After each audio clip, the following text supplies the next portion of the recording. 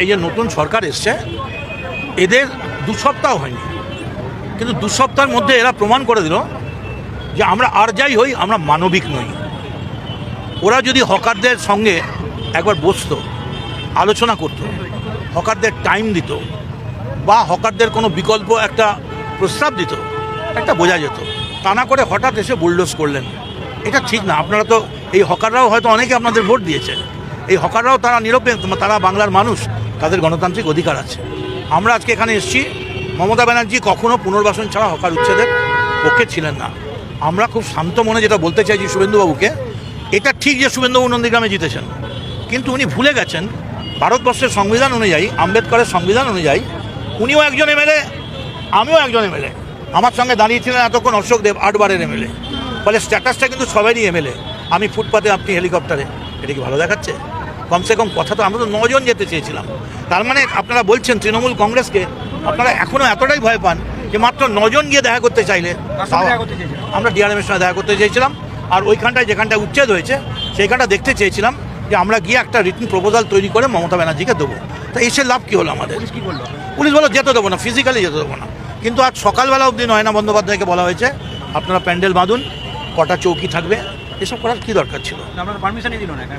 দিল না। আমরা ফুটপাতে, আরে এখানে দেবে না, ফুটপাতে দেবে, ফুটপাতে দেবে না, শ্মশানে দেবে, কোথাও তো দেবে।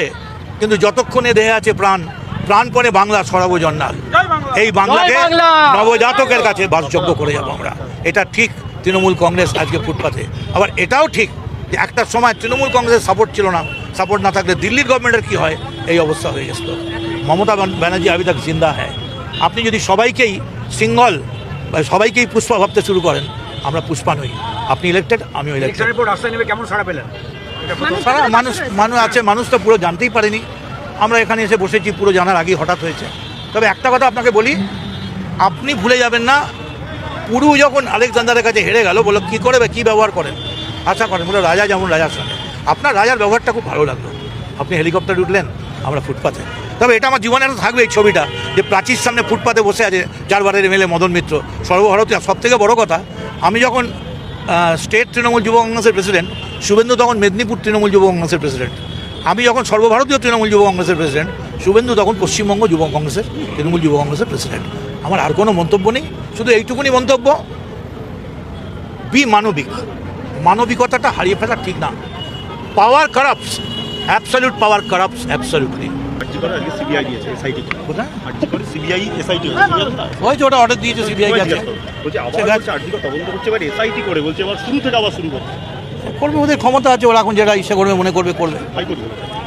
আর অনেক কথার কথা বলছে, হাইকোর্টে করবে, হাইকোর্ট থেকে অর্ডার নেবে, এখন ওরা ক্ষমতায় আছে। তবে একটা কথা বলে দিই আমি, 4 মেই কিন্তু ক্যালেন্ডারের ইতিহাসের শেষ দিন নয়। 4 মের পরে আরও অনেক মে আসবে, অনেক মে আসবে। It's not that easy.